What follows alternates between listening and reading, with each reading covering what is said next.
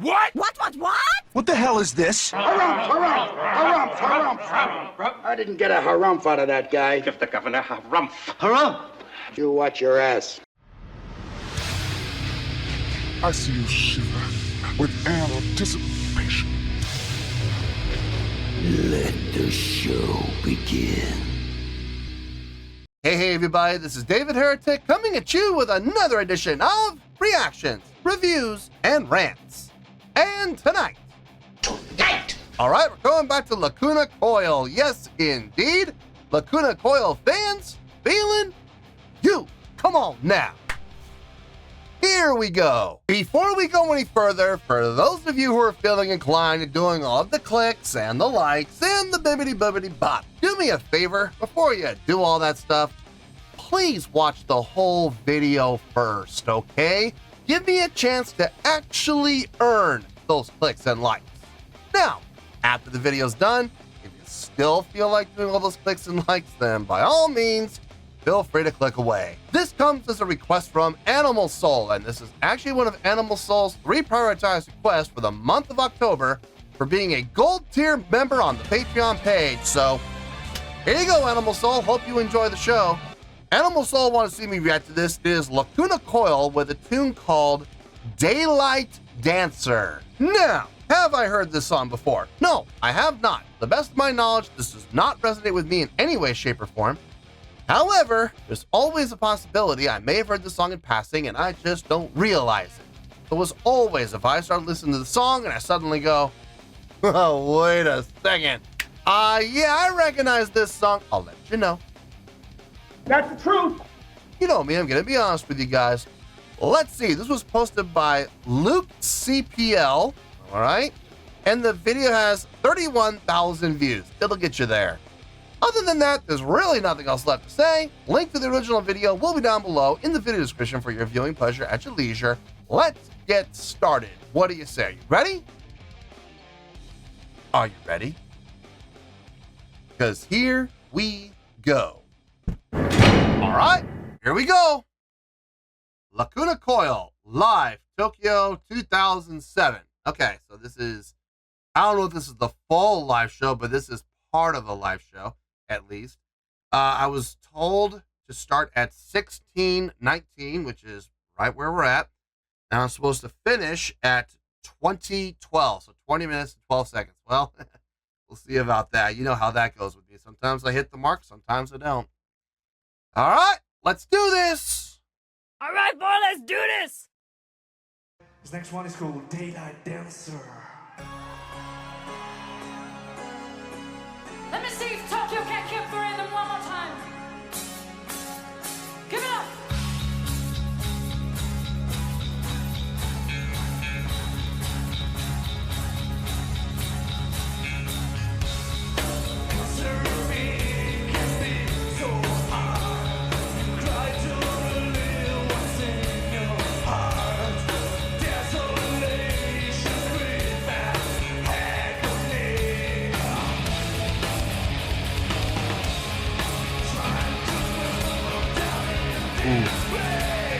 Vocals need to come up.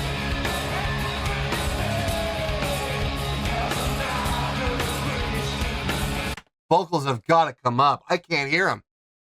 I could barely hear him. He has got to get brought up in the mix. And before anybody goes, why don't you just turn on the bass and the guitar? Guys, we're starting off on the drums. Bass and guitar are mixed really well with the drums. Okay, the instrumentation is mixed really well. They have got to boost his vocals. I cannot hear him worth a dang. That is a tragedy.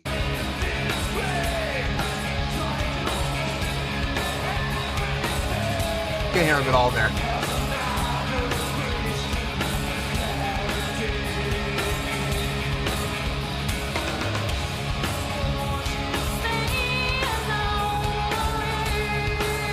Even she could come up a little bit too.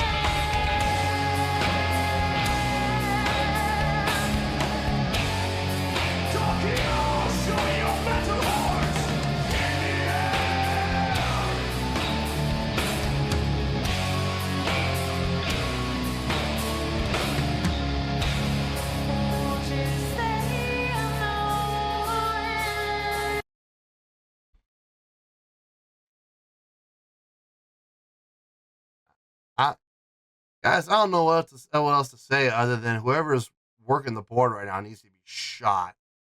Can't hear it. Lead vocal, the male lead vocalist, you can barely hear him at all. At all. There are times where he kind of cuts through because he is really pushing. And then there are times we can't hear him at all because he's trying to be a little more subtle with the vocal delivery, and he gets absolutely buried by the instrumentation.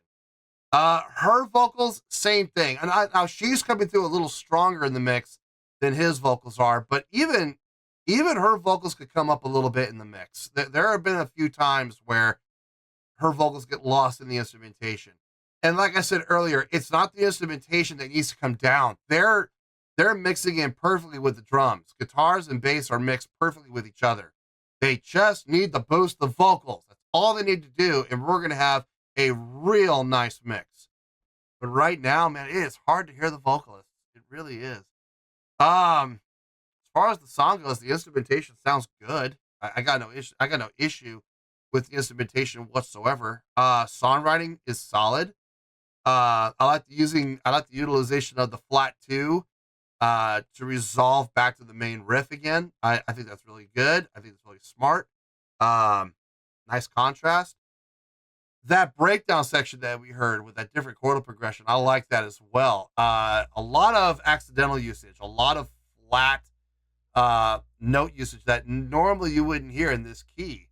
But it sounds good. It does lead to dissonance, yes.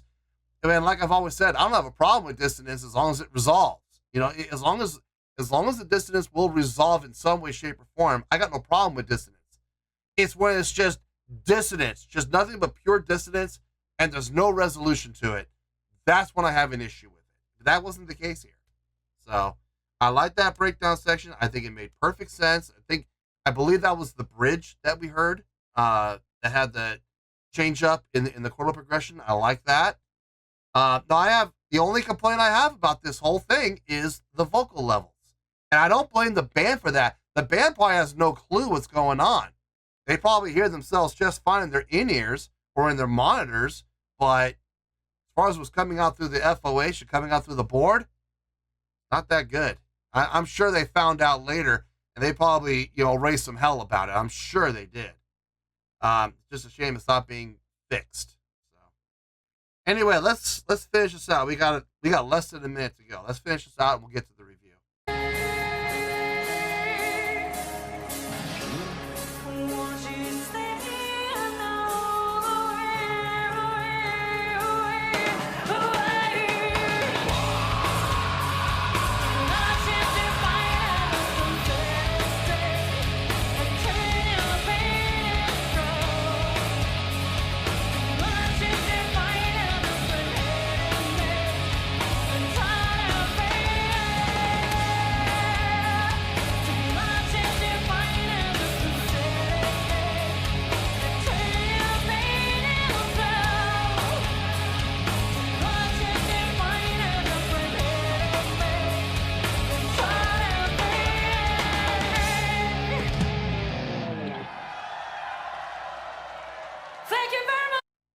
It's 2 seconds off. Supposed to stop at 2012, and I ended up stopping at 2014. Dang it. One of those times that just wasn't accurate. That's my fault. That's all right. I've already said everything I needed to say during the course of the reaction. So this is going to be a short review. I guarantee it. Let me get my thoughts together. I'll see you in the review, and we'll talk about it. Well, there you go, folks. That was Lacuna Coil with Daylight Dancer. This was a request from Animal Soul.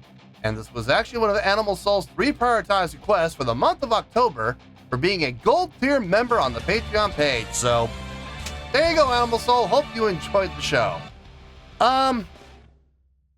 This is going to be a short review. I guarantee you, because I already said everything I needed to say during the course of the reaction. So I'm just going to hit some bullet points, and we're going to call it a day. So let's start off with the score first. On a scale of 1 to 10, I'm going to give that overall presentation a 7.3. Yep, 7.3. I feel good about that score. Let me tell you why. Why?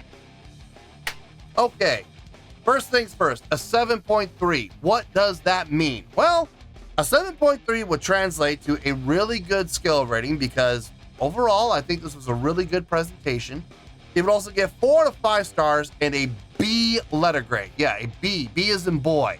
So there you go, a 7.3, really good skill rating, 4 to 5 stars, and a B letter grade. Now, how did I come up with that score? So glad you asked. Kind of like my reaction I just did to Theater of Tragedy. The songwriting, it was good. It was solid. I didn't hear anything that really impressed me all that much, other than the bridge. Now, the bridge, the usage of that bridge, the chordal progression within the bridge, heard a lot of accidentals. It was really nice. It created some nice dissonance that would resolve within itself. It didn't rely on, you know, we're going to stay dissonant through the entire bridge, and we're going to wait to resolve until we get back to the main riff or the chorus or the pre-chorus or whatever the case may be, like we've heard other bands do. No, they actually had the dissonance resolved within itself within the context of the bridge. Nothing was left unanswered. Nothing was left hanging. I thought that was really smart. I thought that was a very nice approach and a great way to add some, I guess variety would be the best way to put it. Add some variety to the song. Give it a little extra depth. Because other than that, the song was very straight ahead. The instrumentation sounded just fine to me. Guitars, bass, drums, across the board, everything sounded really good. I had no issue with anything that happened within the instrumentation. The vocals, from what I could hear, sounded just fine. It sounded appropriate. I like the balance between the grit and growl vocal from the male vocalist and the clean vocals from the female vocalist. I like the balance. I thought was really well done. The assignment of vocal parts, I think, was very even across the board. Now, listen, as far as instrumentation goes and delivery goes, I have no issue with anything that happened there within the song. My only issue with this entire thing, if I'm being honest, was the mix. Now, I don't blame the band for that. The band probably had no idea what was happening. You know, you hear yourself in the monitors. Monitors are completely different than what's heard in the board.